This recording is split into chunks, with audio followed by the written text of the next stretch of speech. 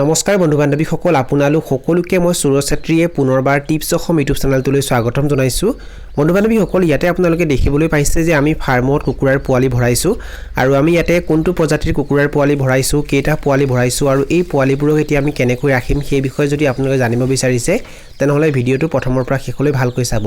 আৰু যদি আপোনালোকে এই চেনেলটোত প্ৰথমবাৰ আহিছে তেনেহলে চেনেলটো সাবস্ক্ৰাইব কৰি ওচৰতে থকা বেল ঘণ্টিটো প্ৰেছ কৰি দিব বন্ধু বান্ধৱীসকল আমি ইয়াতে সোণালী কুকুৰাৰ পোৱালি ভৰাইছোঁ আৰু এই পোৱালি কেইটা যে আপোনালোকে দেখিবলৈ পাইছে এইকেইটা হৈছে পিওৰ এ গ্ৰেড সোণালী কুকুৰাৰ পোৱালি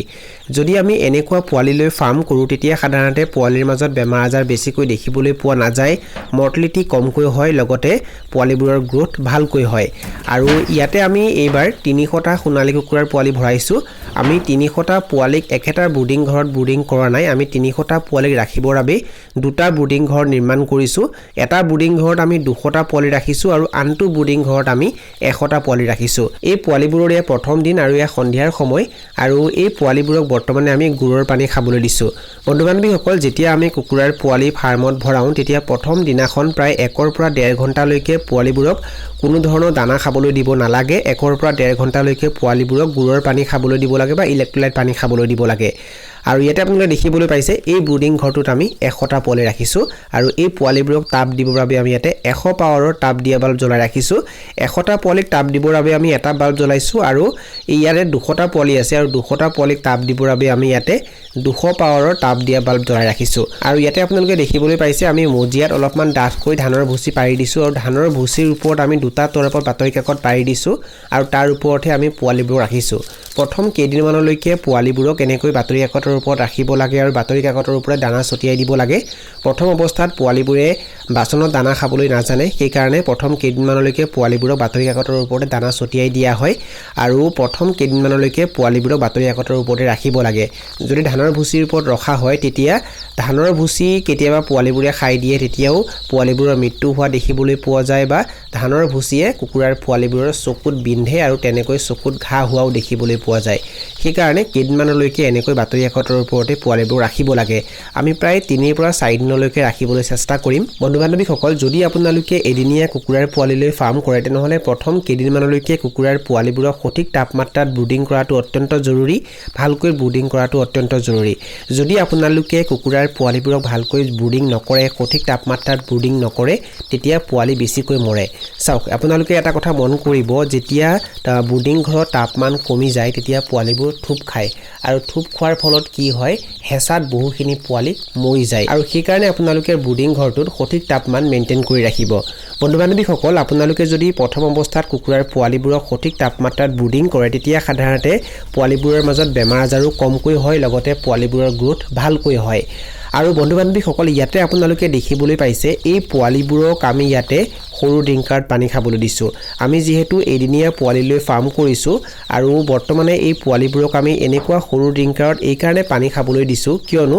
যদি আমি ডাঙৰ ড্ৰিংকাৰত পোৱালিবোৰক পানী খাবলৈ দিওঁ তেতিয়া কি হয় পোৱালিবোৰ পানীত ভিজে আৰু পানীত কিছুমান পোৱালি ডুব যোৱাও দেখিবলৈ পোৱা যায় আৰু তেনেকৈ বহুখিনি পোৱালি মৰি যায় আৰু যেতিয়া পোৱালিবোৰ পানীত ভিজে তেতিয়া সাধাৰণতে পোৱালিবোৰৰ ঠাণ্ডা বেছিকৈ লাগে আৰু ঠাণ্ডাৰ ফলত বহুখিনি পোৱালি মৰি যায় আৰু যদি আমি সৰু ড্ৰিংকাৰত পানী খাবলৈ দিওঁ তেতিয়া এই সমস্যাটো দেখিবলৈ পোৱা নাযায় সেই কাৰণে আপোনালোকে প্ৰথম কেইদিনমানলৈকে কুকুৰাৰ পোৱালিবোৰক এনেকুৱা সৰু ড্ৰিংকাৰতে পানী খাবলৈ দিব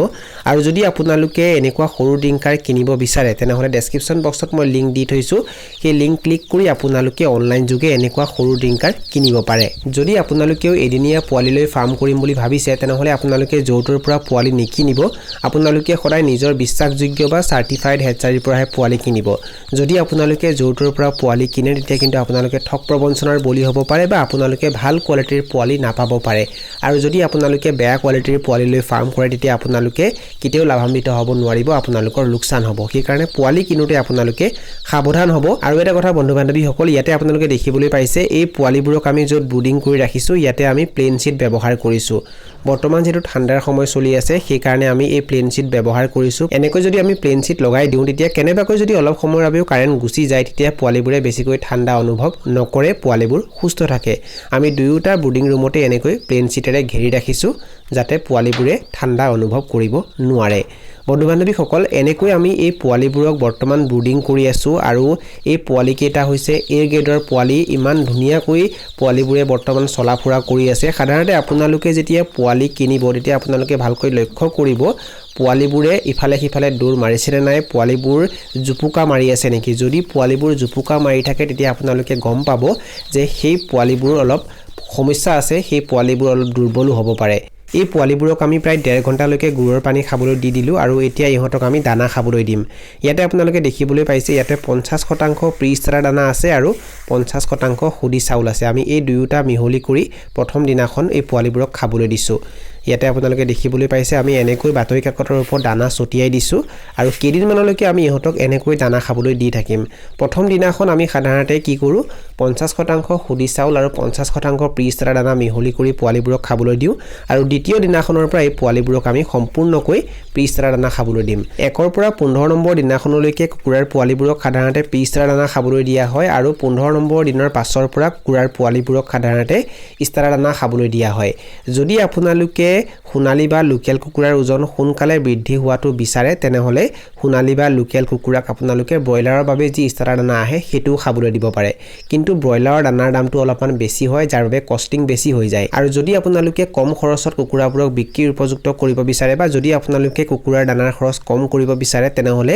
লোকেল বা সোণালী কুকুৰাবোৰক আপোনালোকে লোকেল কুকুৰাৰ বাবে যি দানা আহে সেইটো খাবলৈ দিব পাৰে বন্ধু বান্ধৱীসকল ইয়াতে আপোনালোকে দেখিবলৈ পাইছে পোৱালিবোৰ থুপ খাই থকা নাই পোৱালিবোৰ বেলেগ বেলেগকৈ আছে যদি পোৱালিবোৰ এনেকৈ বেলেগ বেলেগকৈ থাকে তেতিয়া আপোনালোকে গম পাব যে ব্ৰুডিং ঘৰত তাপমান ঠিকই আছে পোৱালিবোৰ যদি এনেকৈ বেলেগ বেলেগকৈ থাকে তেতিয়া সাধাৰণতে মৃত্যু কমকৈ হয় এইখিনি আছিল কিছু তথ্য আপোনালোকক জনালো আৰু যদি আপোনালোকে ভিডিওটো চাই ভাল পালে আৰু ভিডিওটোৰ জৰিয়তে কিবা এটা শিকিব পাৰিছো বুলি ভাবে তেনেহলে অনুগ্ৰহ কৰি ভিডিওটো লাইক কৰি দিব আৰু যিমান পাৰে ভিডিওটো নিজৰ বন্ধুবৰ্গৰ মাজত আৰু পৰিয়ালবৰ্গৰ মাজত শ্বেয়াৰ কৰি দিব এই ভিডিওটো এইখিনিতে সামৰণি মাৰিছো ধন্যবাদ